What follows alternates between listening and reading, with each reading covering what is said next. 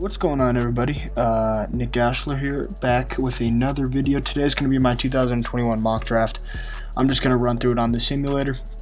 I'm all the teams, so let's get into drafting here.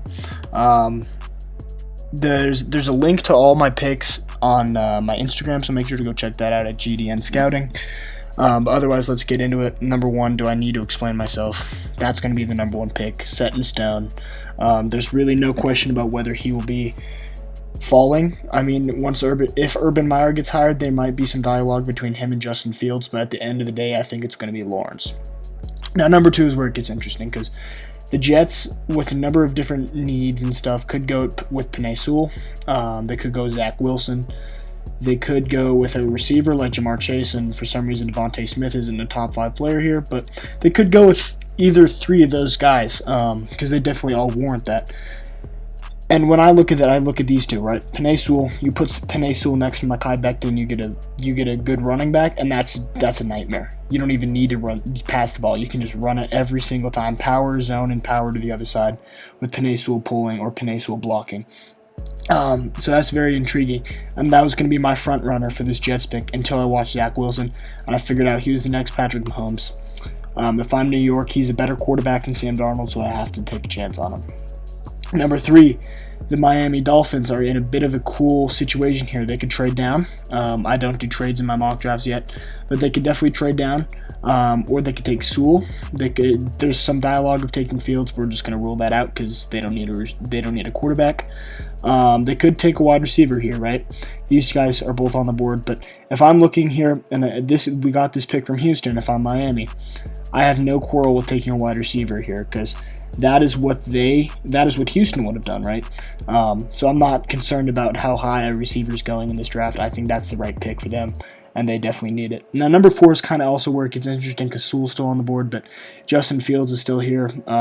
Caleb Farley and a couple other defensive players. And if you look at Atlanta's team needs, they need edge, running back, D-tackle. Running back's too high to take. Their number one need edge. I wouldn't take Kwity Paye that high. So they could go best player available.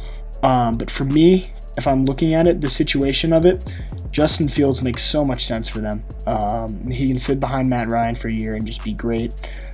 He doesn't really he needs some time to learn an NFL offense, in my opinion. And whether that time is 2 games or 16 games, I don't care. I want him on my team for the future because Matt Ryan's getting old, especially under new head coach and new GM since Dimitroff and Dan Quinn both left there. But moving on to number 5, this is a no-brainer. If Penei Sewell's still around, that's going to be the Bengals pick, right? Obviously, these two are prime territory for him. I don't think Atlanta would go for him as much, but if he makes it past here, I think the Bengals pretty much in the clear to go grab him and make a big splash here with their offensive line to protect Joe Burrow. Moving on past the top 5, this is interesting. This Philly pick is interesting because they could go either two of these wide receivers. They could go Caleb Farley, wherever the hell Patrick Surtain is down here. For me, I want to go Micah Parsons. I looked at their linebacking core; it's terrible. They need some juice in that linebacking core, especially with the new head coach or whatnot. They struck out on wide receiver last year with Jalen Reagor, but hopefully they can find a guy in the second round that knows what he can do and are confident in their ability. So number 7 here, I'm going with Jamar Chase for the Lions. They might be losing Kenny Golladay to free agency this year, and they're nearing a rebuild. And I'm of the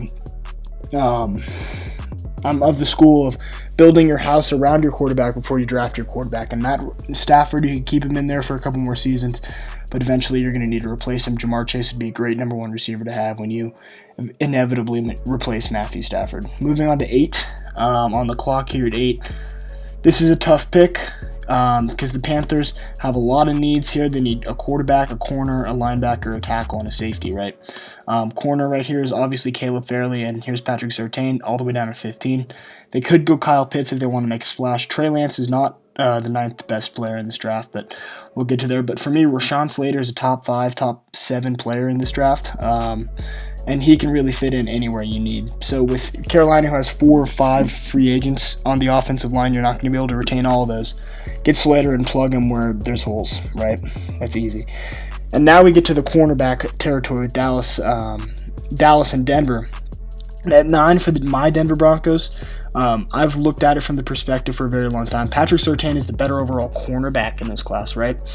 But Caleb Fairley has the speed and just average technique. Patrick Surtain has the technique and just average speed.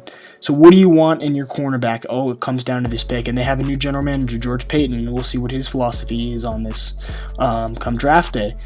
But for me, between these two, I'm going to have to go Caleb Fairley because the speed of Tyreek Hill, the speed of Macaulay Hardman, and the speed of Henry Ruggs in this division, you need the speed to keep up, and Caleb Fairley's that guy. So then we're just going to give Dallas the next best pick, Patrick Surtain, with the ability and the technique that he has to be able to cover.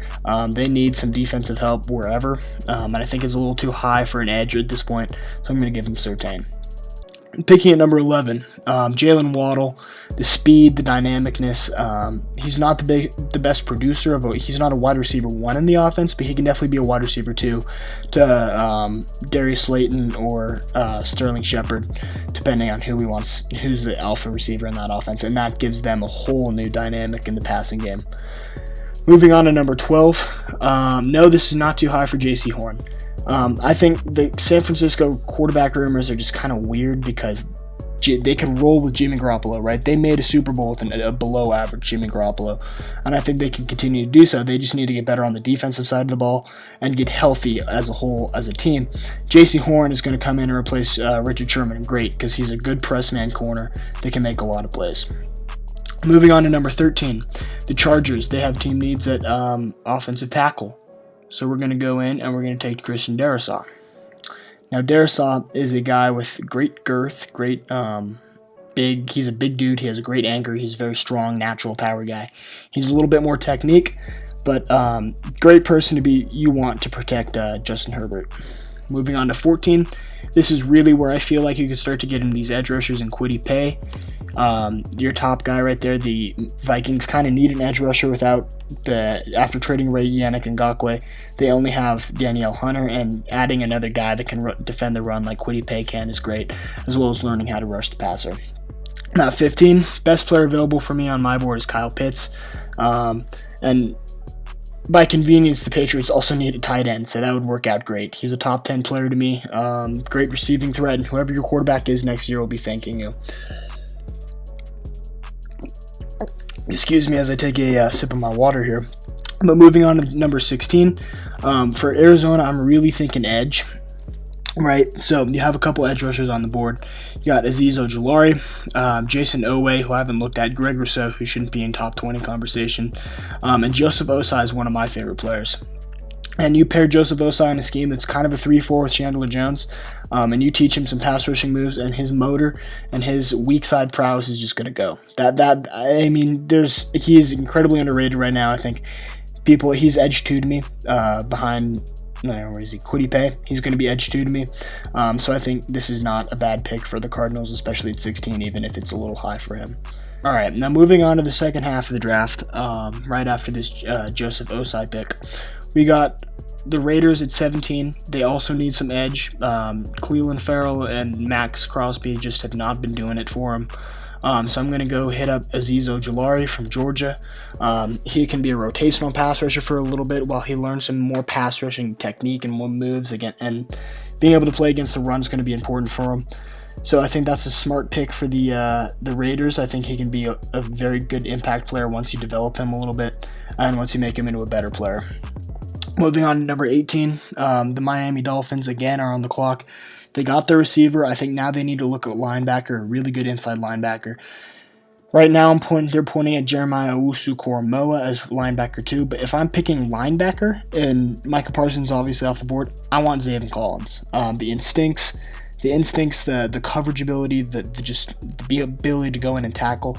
He's 260 pounds, but I don't really care. He can be a great inside linebacker for the Miami Dolphins. I'm a huge fan of Zaven Collins, and I think they're underrating him a little bit in big media and the draft site. So moving on to 19, Washington. I'm not really sold on Taylor Heinicke long term. So I'm going to go with the best quarterback available, Trey Lance. He's a little bit of a project, but they need a quarterback desperately. Watching that in Washington offense, they need a quarterback badly, and that is their guy. Moving on to number 20. looking at it, they could go Mac Jones, right? I think that's not a bad pick because I like Mac Jones, but and he's not in my short list, so I'm gonna have to go find him.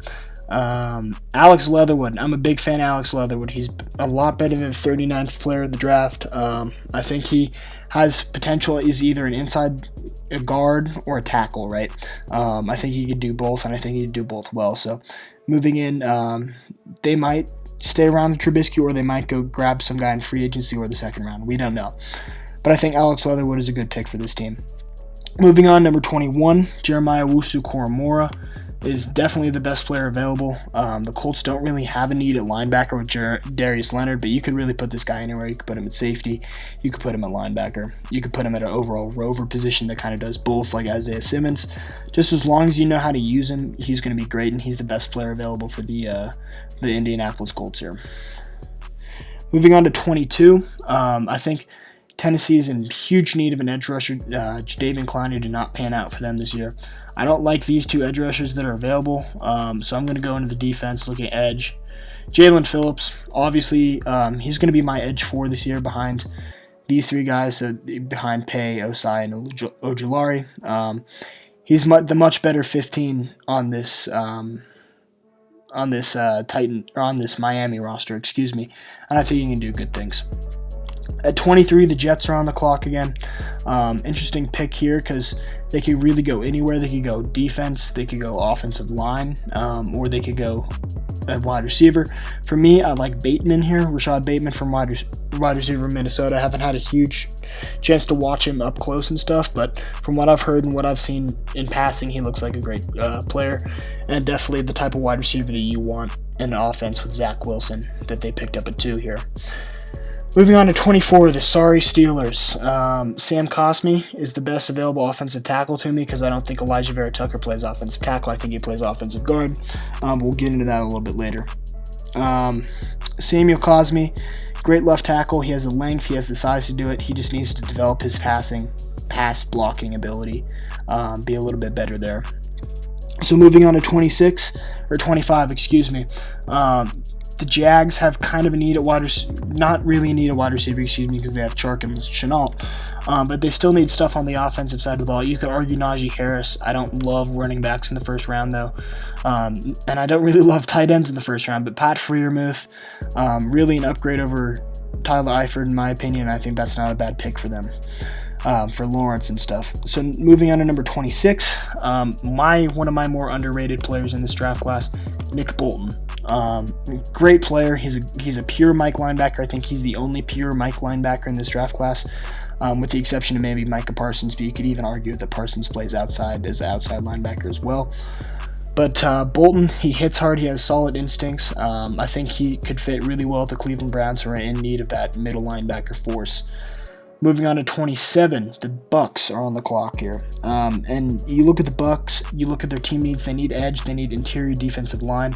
They also need a running back, tackle, and it looks like quarterback. It kind of gets shot there, though. Oh, you can scroll down. Yeah, quarterback. But obviously edge is the first need. I don't love Gregory Rousseau in the first round, but I think some team is going to fall in love with his size and his potential, and they're going to draft him. And I think that could be Tampa here, who's losing Shaq Barrett, I think, this offseason and stuff like that if they don't resign him. So not a bad pick for them, but he's definitely going to need some development. Moving on to 28, if you're looking as the Ravens, they've had a pretty good season. I think they need interior offensive line most. They're really missing Marshall Yanda. Wyatt Davis is my number 1 interior offensive lineman. I think he could be a great fit there in 28 next to Orlando Brown. Number 29 is where it gets a little interesting. So you come to the quarterbacks, and I made this mock draft a little bit before the national championship, So I had Trask rated slightly higher than Mac Jones. But I think if they want a quarterback, because Drew Brees is likely going to be out, and they want to develop Kyle Trask into what he can be with decision-making and stuff, they could play Taysom Hill for this season, maybe get a pick up here in 2022, but then start Trask in 2022 and roll from there. And then moving forward, at number 30, they still have Darion Kendrick here. He decided to return, but then again, I made this mock draft before that happened, so we're just going to go with that. They need a corner to opposite Trey White, and Darion Kendrick shows great ability.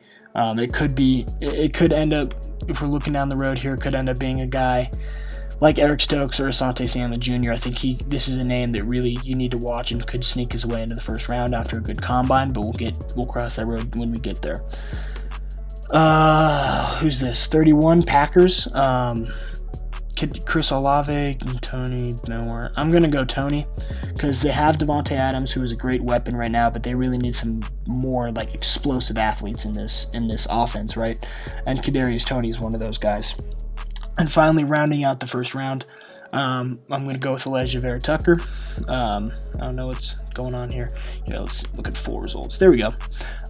Elijah Vera Tucker, really good guy. I think he's a good guard. I don't think he's a good tackle.